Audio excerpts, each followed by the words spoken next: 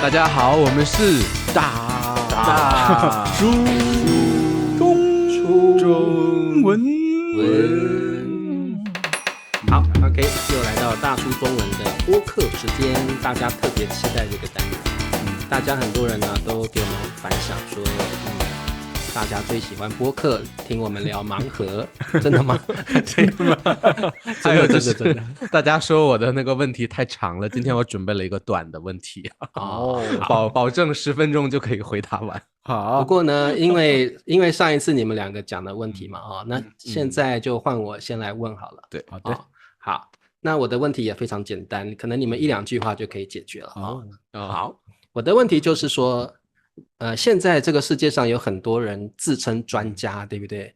有语言专家啦，心理学专家啦，什么什么什么专家都有啊。那我想问你们，如果你们可以不需要花任何钱，就可以找到一位专家来改变你们的生活，那么你们会找什么样的专家来改变自己的生活？因为我想每个人在生活上一定都会有一些觉得自己不够不足的地方，我特别希望我能够补足这一块，那我的人生就圆满了，或者是我如果会这样的能力，那不是更好吗？所以现在如果世界上有非常多的专家可以解决你们的问题，你们最喜欢挑选哪一个专家，然后跟他学习，或者请他来安排你的生活，解决你的问题，改变你的生活？这个问题是不是很难？大家露出了对，大家露出了不知所措的表情，对不对？那我们先从边边开始好了，边边来。我觉得吧，我的生活不太有质感，比较粗糙，所以可能会找这种一个比较懂得品味的这样的专家来，可能到我的家里看一看怎么改善一下，让这个布局啊或者装饰啊更舒服吧，就是有一个更好的居住环境。还有我觉得我那个服装的搭配有时候也就是感觉挺重复的，我觉得我好像就是造型很单一，我的发型永远是一样的，然后我的衣服就怎么简单怎么随意怎么来。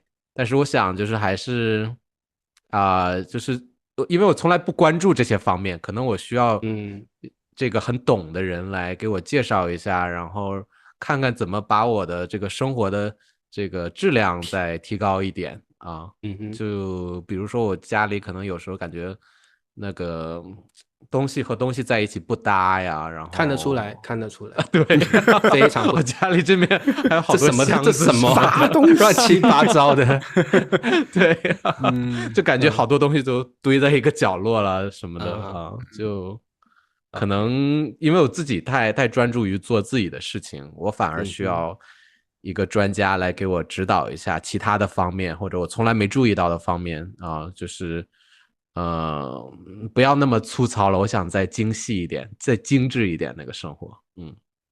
所以这个专家可以比如说帮你打扮一下，让你变得型男，就我可能从来都没有知道我其实适合另一个发型，或者这个颜色的衣服跟这个颜色的衣服在一起就很搭，会让我有不一样的感觉，给人不一样的感觉。然后家里的话可能你换一换这个布局的话，会让这个空间显得更大，或者是看起来更就是有其他的不同的感觉或者是一些装饰品也可能是风水就是这个专家会告诉我一些很奇怪的东西，让我觉得怎么摆运气会好一点。对啊就是他教我的时候，我觉得我也长知识了嘛，所以变叔基本上需要一个专家是懂风水，补一下我的盲区，我的知识的盲区，风水、室内设计，然然后还有个人造型对，变叔要的专家要有这3个专长，对不对？因为突然你让我想别的专家，我也想不到，就想到离自己近一点的嘛。所以我比较好奇蔡叔这个很重要，我觉得这个很重要。对，蔡叔呢，你需要什么专家？其实我刚才想了一下，我觉得我既需要专家，也不需要专家这句话为什么这样说呢？因为你就是专家。我突然需要视频剪辑的专家。对耶，我看那个陶老师后面就感觉好高端，我们3个后面就很很简陋的感觉，没有高技术的人才。那我们要雇一个人做不就得了吗？对，但我们背景没法改吧？像陶老师，你看他对，好专业的感觉。其实这个点就是我想说的。其实像茶叔说的，一个专门的一个专家来指导你的每一步，这个其实我并不需要。因为我觉得，就像现在我那天突然看了一个新闻，就说之前这个教培行业整个给打掉了嘛，很多老师都失业了。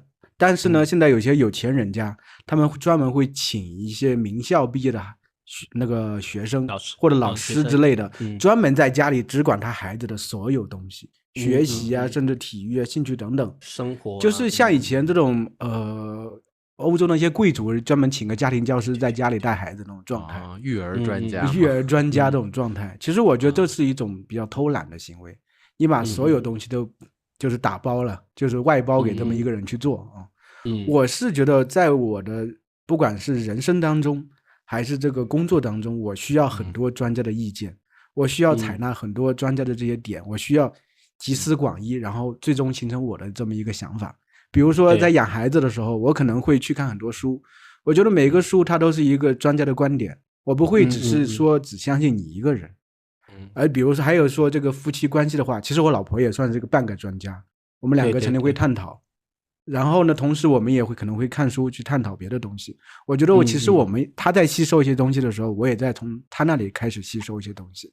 这个就是你在不断的去把这个点拓宽来，然后找到很多专家，然后把他们变成你的东西。对，工作其实也是一样，像笨叔说的这个剪辑啊，或者这个布景啊等等，我们也可以找到很多人专门教学这些东西。那个陶老师他其实也是通过学习，只是我们可能这方面没有花那么多时间精力去做而已。其实对我们大多数中国人，简陋一些反倒自然一些，真实一些啊。这反倒有点比较接地气的感觉啊，因为暂时不怎么需要。我觉得只要是需要的东西，其实现在互联网是开放的。像笨叔之前说的这个，他想做一个 AI 嘛，对吧？他知道所有东西，对不对？其实现在互联网只要你愿意去搜，你现在用 AI 搜东西是很快的。我现在特别喜欢用中国的一个互联网叫文心一言，我有什么问题就丢给他。中文的中国的 AI， 对，中国的 ChatGPT 其实是一样的。我很多问题喜欢丢给他，然后他会给我很多答案。大概的话，我会再综合一下，我觉得基本上能得到我想要的东西。而且他的中文比他中文生成的东西要比 ChatGPT 要更好的多，更地道。而且他有一个点，就是他生成答案之后还会给你一些选择项，就是他可能从一些文章里找到这些想法，但你自己可以再看一下。我觉得这也很好。所以这些其实都是一些专家的观点。其实我们只要我们有想法有需求，我们都可以找到我们想要的东西。所以这个就是我说的，我既需要也不需要。我不需要一个专门的人、专门的专家来帮助我指导每一步。我觉得我也不会相信这么一个人，我会愿意相信更多的人。我是一个很理性的人很理性的人。对，就不回答茶叔的问题。对，不过我觉得如果是我啦，我会希望的专家就是一个健身专家。对，因为我认为健身的知识，当然我在网络上我也可以找得到。但是我会需要教你那些健身房的器械吗？还是说营养啊，吃什么东西啊？对，都有。现在的健身教练是不只是教你，对，他会教很多东西，还有均衡的饮食，他都会教你怎么吃，对你肌肉的会长肌肉怎么样那种。所以我觉得，当然这些知识我们现在在网络上也找得到，但是我会觉得找一个专家就是有一个人会督促你就是我们有时候意志不坚定嘛或者是懒。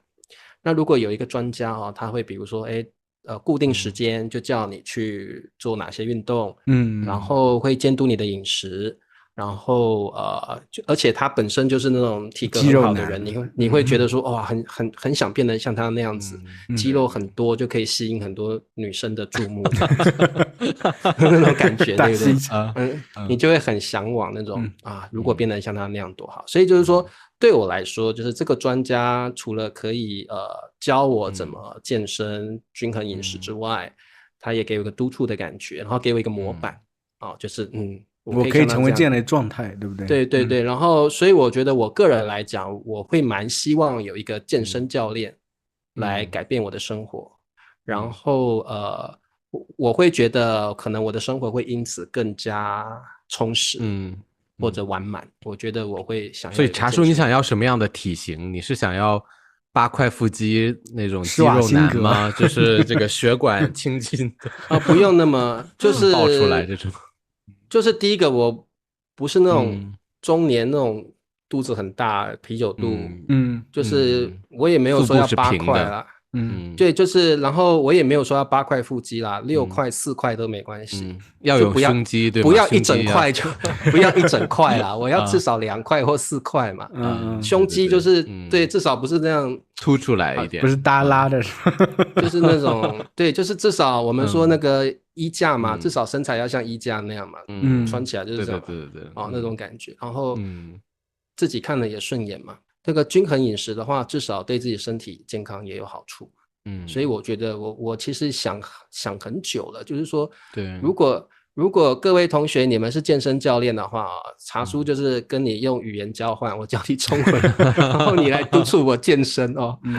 其实我真的有想过，就是说，我现在其实不是很缺钱，所以我会希望，比如说。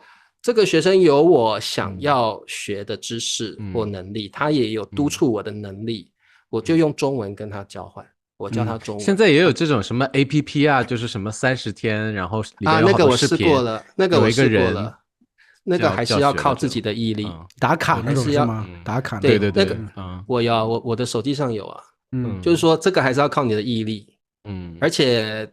这个东西就是没有强制性，有时候你就想说今天忙算了，所以这个还是要靠自己的毅力，或者就是有一个伴跟你一起去健身房，对，然后他会督促你说时间到了，赶快来健身房，那你就会想说对我要去了，真的就会希望有一个这样的人。茶叔说这种其实说有一个人陪着你，其实会比较好一点。就是在孩子的成长过程中，学习也是一样，像瑶瑶也是一样，我现在每天中午吃完饭就带他。读一本书，英语的读一本书，然后聊一下，这个东西变成每天的日常。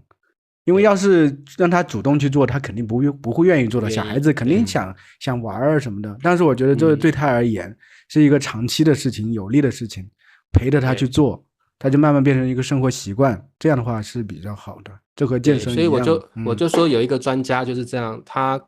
比如说我们一起运动完了，我们还可以讨论一下比如说以我的身体状况，我还可以怎么样运动会更好，我们还可以交流一下这样的知识。所以我觉得有一个专家在，就是你会有个伴之外，你会得到更专业的知识，然后更适合你的方式。所以我觉得我会很需要一个健身专家。各位中文学习者，你们好，我是茶叔，我是灿叔。你们想要的就是我们大叔所想的，在大叔小店总有一款产品适合你。我们会为大家提供大叔有声书、大叔中文手机壳、大叔中文马克杯，还有各种学习材料，包括 HSK 教材、词汇、真题，以及各种中英对照的书籍哦。好 ，OK， 那我们来换灿叔好了，灿叔给我们个问题吧。好的，让我想一下，还没想出来吗？不是，我也给你们一个简单的问题吧，简单点的。这一期主打简单的问题啊。好啊，那直接问茶叔啊，你最害怕什么啊？你们都知道我最害怕什么？我最害怕你可以多来几个了。害怕的什么什么什么，分2种好了啦我最害怕的第一个以具体的东西来说，就是我最怕蟑螂嘛。对。可是小时候你不是讲过这个故事？小时候蟑螂都爬到你身上也无所谓，你都不是。我跟你讲，没有感觉。我不是无所谓，我是。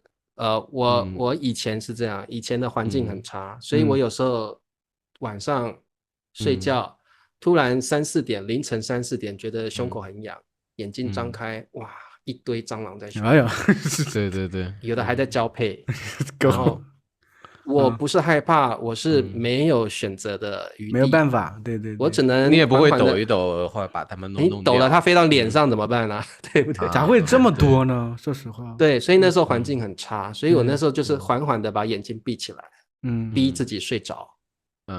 你没有办法，就是去惊动他们，因为很痒啊，对啊，他可能会跑到你的脸上或什么，那就更惨。所以就是这样的环境让我很怕这种东西，蟑螂这种，我什么都不怕，我老鼠、蛇、鬼，我什么都不怕，我就怕蟑螂，因为小时候就是那个觉得很恐怖啦，那蟑螂飞来飞去，那真的很可怕。所以以具体的东西来说，我觉得就是蟑螂是，而且有时候蟑螂会唤醒我童年那种很不堪的过往的回忆，就会有一种，你就会打从脊椎那种一种冷的感觉像冒上来，就会觉得。那所以现在如果家里突然冒出来一只蟑螂，你是不敢用手去处理的？我家完全没有蟑螂。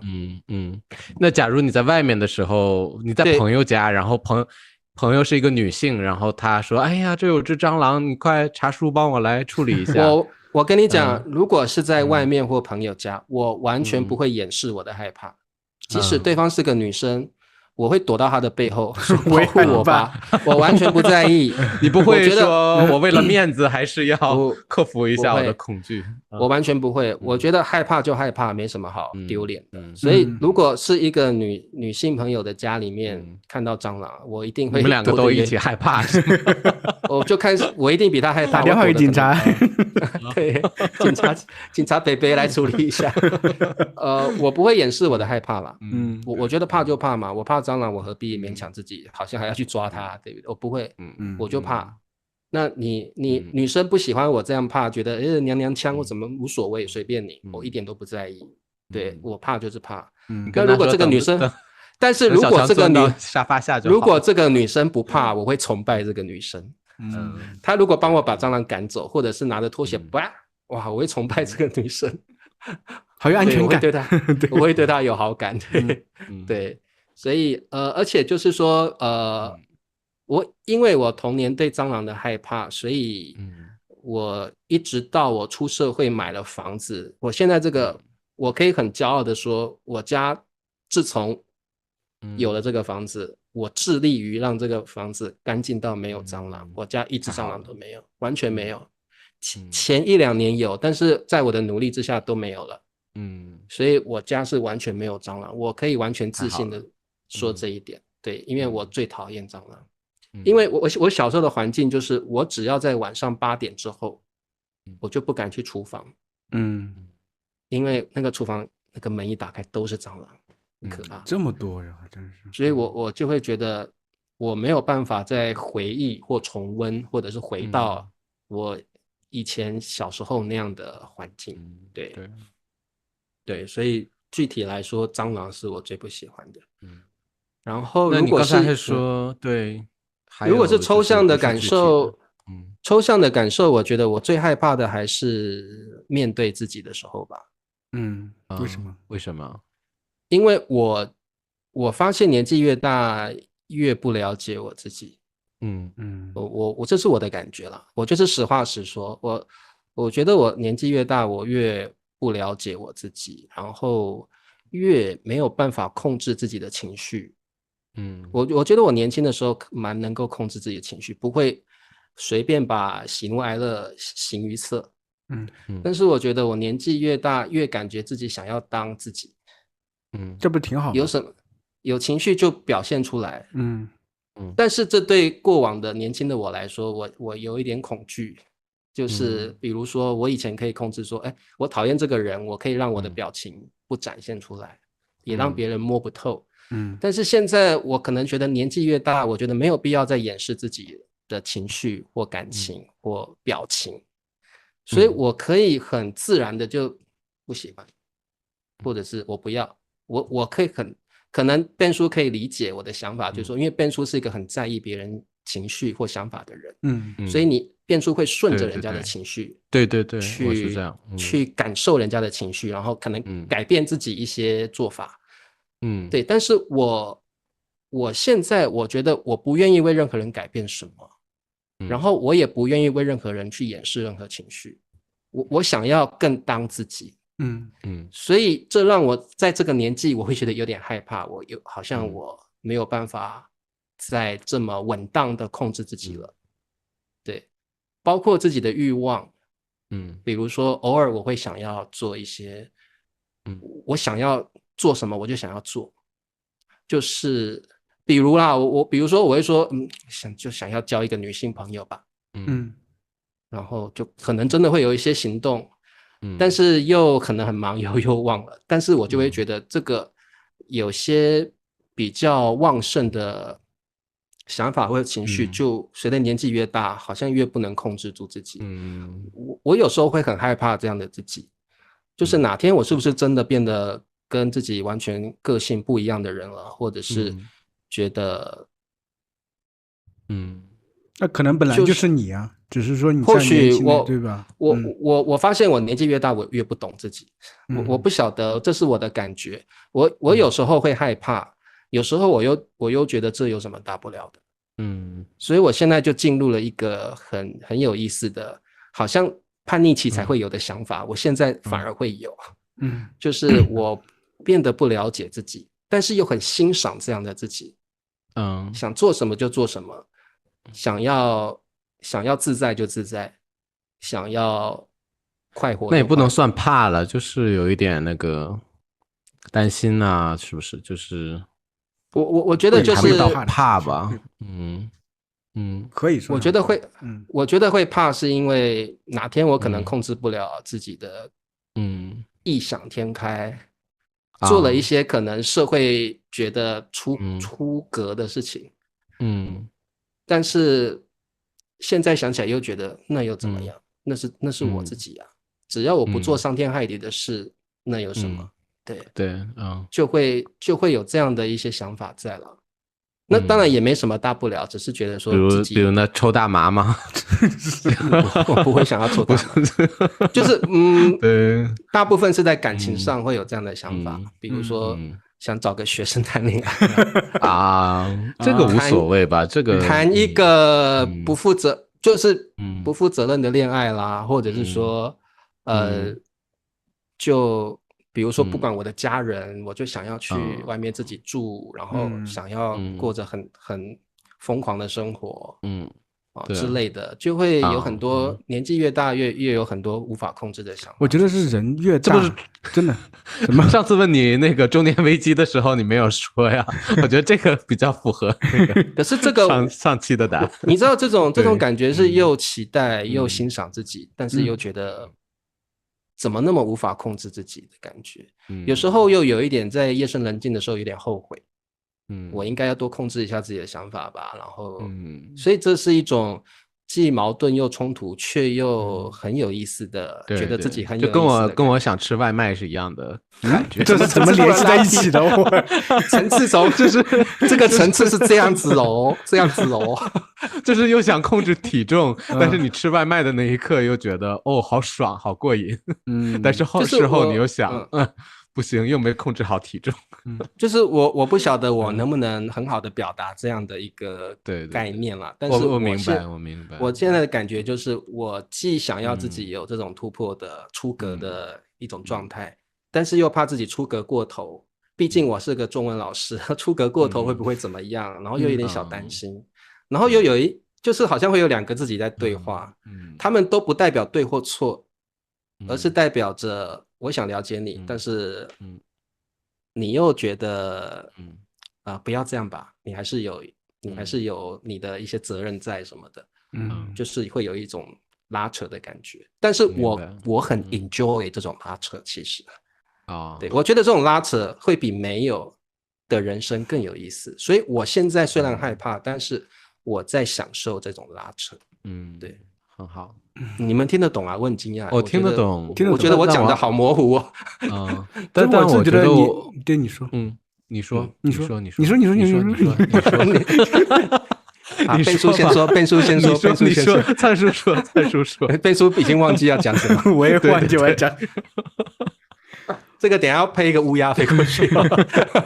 不是，我真的觉得好像年纪越大的时候，其实有时候内心深处那种想做自己的欲望会越强。而且我其实未必是这个样子，完全是这个样子，而是慢慢的对自己的这个认知越来越清晰。年轻的时候完全不会想自己应该是怎么样，更多的是比如说整个社会框架里头你应该是这样去做的，或者从小的教育让你是这样做的，家庭教育等等会让你这样循着这样去路去做。然后到年龄越大的时候，你其实面对自己内心的时候会越多，你会发现自己好像并不是你想象的那么一个人。我之前老觉得自己是一个情绪特别稳定的，然后呢也没有喜怒不形于色的这么一个人。后来慢慢的我真的发现，其实我也不是这个样子的。有时候我和老婆在一起的时候，她是那个情绪可能比较着急的那个人，比较快点着急的那个人。我看起来好像不生气，但其实我会暗戳戳的，就是我会那种被动的攻击那种状态会比较多。其实我也很多情绪也写在脸上，只是我自己不知道而已。所以慢慢的我就发现自己其实好像不是我自己一直以为的那么一个人。其实一开始我是有恐慌的感觉的，我不是我想象那个人，那我到底是一个什么样的人？所以人可能得慢慢的先去接纳自己是什么样一个人，对，接纳自己，欣赏自己，你这样才有可能说让自己在这个基础上做得更好一点点，就是让自己会更舒服一些。其实我觉得接纳自己和接纳身边的人真的是很重要。我老婆最近就是我们去住院前的时候，我们两个又吵了一架。其实我自己都不是很清楚为什么会吵架，但是吵架的原因就是因为我其实不是有时候特别能接纳他本身的那个状态，就是我是从小到大这个状态，就是很多时候会就是很习惯性的去往好方面去看这么一个人，而且我就希望就是生活里没有那些很拧巴的东西，而且假如对方情绪不好，我是希望有什么事情让他情绪马上好起来。我希望整个周围的环境是这样的，整体是往前走往上走的，很多事情我希望是有个解决方法的，是这么一个状态。但其实我老婆是一个整体能量值很低的人，是个高敏感的能量值又很低的人。有时候我不是特别能接纳她这个状态，就是怎么回事？就是但有时候这个女性的状态要消化一段时间。对，我有时候不是说你想，不是说我想怎么样就怎么样，一秒钟就好就变好。对，不是这个我能理解。就是前段时间她其实因为瑶瑶这个学习的事情呢，还有她工作的事情，她焦虑了很久。然后状态特别特别不好，从我们老家回来那一段时间，就说我和她说你没关系，我会陪你，我会帮助你。其实我是这样的一个心态，然后他确实后来刚好我们聊天聊到一个点，然后突然发现是这么一个点啊，原来是这一个点，然后突然之间他心里就是心结好像打开了一点，我也很开心，我就觉得我也帮助了他，然后让他心情也好一点了。然后过一段时间他又因为马上要去这个做手术啊什么的，他也担心别的一些事情，然后很多嘛。然后其实这个时候我突然会有一个无力感起来，我会觉得我其实为什么才帮你从一个地方出来之后，你又陷入另外一个焦虑的漩涡里头了。所以那个时候我突然之间会觉得自己有无力感，我自己潜意识里头是有点逃避，想去面对他这个状态的。对。其实之前就是他之前焦虑很焦虑那个状态，我们回来的时候看了一个电影，就是那个 Inside Out 第二部对，就是心灵中国人叫什么了，就是头脑特工队。对，看到最后的时候我控制不住，我泪崩了。为什么呢？真的我泪崩了，我老婆也泪崩了，我们带着瑶瑶一起去看的。我泪崩的原因是因为我感受到他了，因为里面头脑特工里面有很多小人嘛，代表是不同的情绪，里面有一个代表是焦虑到最后面一直想控制这种东西，然后控制不住，最后是整个人发疯了，疯狂的旋转，整个那个对，这个疯狂的旋转，他已经控制不住自己了。这个时候其实我能感受到我老婆平常有时候焦虑起来那个状态，我很难过。所以后来和他说了这个状态之后，我们俩才打开了他那个心结。对。但是后面他又有这个状态，所以我其实有时候就因为我自己本身的这个处事模式不是这样子，我会更习惯的就想着遇事我就解决事情，而不是说遇到情绪我去接纳情绪。所以很多时候我说那我想帮你，我带着这种我想帮你的心态，想帮他这个心态，其实这个心态是不对的。就首先这个想帮他心态就是代表我觉得你这个状态是不对的，我希望你能出来，对吧？我那天我们去住院的时候路上也聊了一下，我说我终于明白了是怎么回事，就是我可能太想帮你了，太想帮你的感觉又帮不到你，因为才从一个地方出来你又进入另外一个地方，所以我就会有点无力的感觉，所以我就有点摆烂了，不想帮你。然后你反馈给他的感受，他就觉得好像不想理他的感觉，这种感觉。所以其实我觉得真的是好像人你就得接纳自己，然后接纳身边的人，每个人的状态都不一样。所以我们人是怎么样的，我觉得怎么样就怎么样呗。怎么样？你接纳了自己之后，你才能有慢慢的才有幸福的感觉。你接纳了身边的人，身边人才会觉得他是认可我是这么一个状态，我就是没有能量，那么有什么关系？他就是这么一个状态的人而已。查出说我到这个年龄我就想这样，那其实就是你内心深处我就是这么一个人，他无所谓对错嘛。而且年龄越大的时候，越想让自己其实生活更舒适一些，更随心一些。其实就不用再掩饰什么，对对，然后接纳自己的情绪，接纳自己本来该是怎么样的人，不需要再为了取悦谁而做什么样的事情。是的，对，所以我觉得这个电影真的不错呀，就化解你们的心结，就你们两个都在电影的最后泪崩了啊，都崩掉了。插句题外话，那个瑶瑶看见你们两个，瑶没看到，没看到是吗？没看到，因为漆黑一片，黑黑的电影院啊。因为我也去看那个电影了，整个电影院里都是孩子，哈哈哈哈，然后大人也哈哈哈哈，然后有时候刚好有些事，其实电影不是电影本身一个点，刚好触动了你自己，触动了你自己身边的人，因为他那个焦虑状态其实持续了很久，1个多月。因为孩子的学习啊，他自己工作啊等等，他就是走不出来，我也不知道能怎么帮他。其实后来我也明白了一点，就是我老婆和我说，她说所有人，其实最好的治疗师都是自己，别人是帮不到你的，别人和你说话的时候，你可能给你指引一点方向，但最终走出来的是你自己。你不要总想着当一个我的拯救者。对，我觉得是我有时候因为自己是这么一个方式，就觉得他的方式好像不怎么好，有点悲观啊或怎么样，老想去拯救他，想帮助他，其实不是这个样子。他可能更希望就是我先接纳他的状态。对，有时候先接受他目前的情绪是这样子，我接受。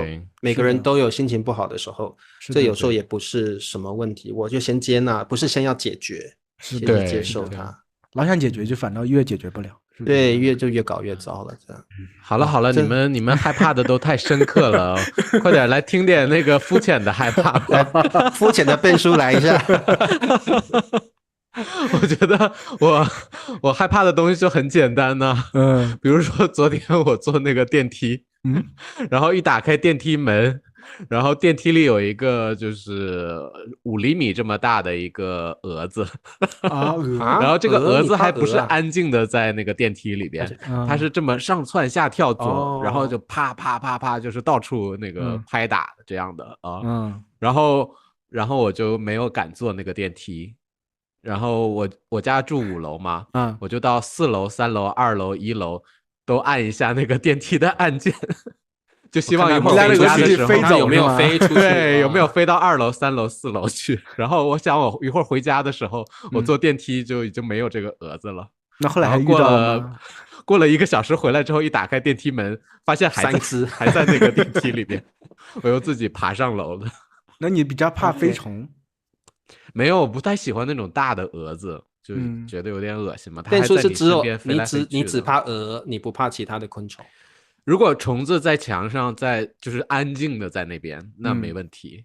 我就是怕这种蛾子啊，或者是一直往你身上扑啊，就是虫子这种。那蟑螂呢？蟑螂可以吗？蟑螂可以啊，就是蟑螂在那的话，我可以处理掉它们啊。但那个如果展翅要向我飞过来，那我肯定就不行。但是如果它在墙上安静的等我去处理它的话，凭什么安静等你去处理它？对啊，你凭什么要求人家在墙上爬也可以？但是它不会那个，你凭什么要求蟑螂这样做？对，那你怕的东西很多啊，还好啊。对啊，就我家里也见过那个大的蜈蚣，我自己也处理了啊。那你我知道蜈蚣它不会飞啊，对啊。我其实不怕什么，我现在最怕的一个东西。是被我老婆影响的，就是青蛙。其实我以前从来不怕青蛙，就是因为他每回看到青蛙的图片都要喊起来，导致我现在有时候看到图片我都会是这样被传染了，被传染了。青蛙、癞蛤蟆，所有的东西我看到觉得怎么这么恶心？真的有这种事情吗？有，真的，因为你反反复复被刺激，你就会不自觉的觉得这东西很可怕。真的，青蛙很可爱呀。真的，我老婆是但凡是看到这个电影啊或图片啊什么的，因为瑶瑶有一套书是英语的嘛，英语是读书的，里面很多是那种比较真实的图片，她让我先给她过一遍，就是说有没有害怕，有没有青蛙，你的工作很多啊，参叔，你还要过滤一下书有没有青蛙在。真的看到青蛙就大喊出来，会大喊啊，真的会大喊，就是也不会翻过去，就马上翻过去。不会，他绝对会先把东西一扔，然后跑。好吧，蛮有意思。那你们老家在农村吗？应该会有很多这种青蛙老家就水池里啊，水塘里。现在没有，但是夏天的时候确实它会叫声，一叫声老婆就很紧张，把我手一拉，赶紧过去，这样会。OK，就是他好像是在初中的时候，他说初中的时候不是有那个解剖课吗？解剖青蛙的课，他好像被前后桌的哪个男生给吓一跳，吓着过，所以从那个时候就有阴影了。阴影的话，这玩意儿呢就是越来越强，越来越强。对，这个我认同。对，那个青蛙就你解剖了，它不还有神经嘛？它可能还会动啊。对，而且就像之前说那个狗一样，以前他也不怎么怕狗，就是因为之前怀孕的时候，我们成天出去走的时候，被一只大狗吓过一次，吓过。然后就害怕狗，现在怕狗，有阴影。对，还有就是我怕高，怕恐怖电影，就这样很传统的，跟大家一样。什么叫传统的？不会啊，我也不怕高，我也不怕恐怖电影。不怕高吗？我不怕高，我有点怕高。我发现我有点怕高。我是坐飞机不怕，或者是如果这个我去爬山的时候，如果有那个栏杆挡着在那个半腰的那个部分的话，我不怕。但是如果是那种栏杆中间是透的那种就你只能看到树的栏杆的话，我可以从那个楼梯直接看到下面的话，我会害怕。我也会害怕这种东西。高我还好。对，恐怖电影你害怕啊？对，恐怖电影不是那种一惊一乍，还是那种血腥的那种？都怕。对，一惊一乍的更害怕。对啊，像那日本的还好一点。对啊。血腥的就是一般都你知道那个剧情了，就是5个人里边一个死啊，这样就你大概知道就好了。那个一惊一乍的属于那种你真的不知道什么时候吓你一下。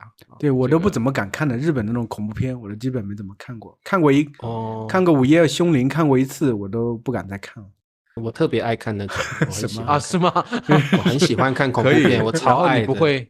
你不会做噩梦或者不会想什么？我都是很享受那种旁边有人一跟我一起看，所有人都挤到我的怀里，男生女生都挤到我的怀里。我说不怕我很享受那种感觉。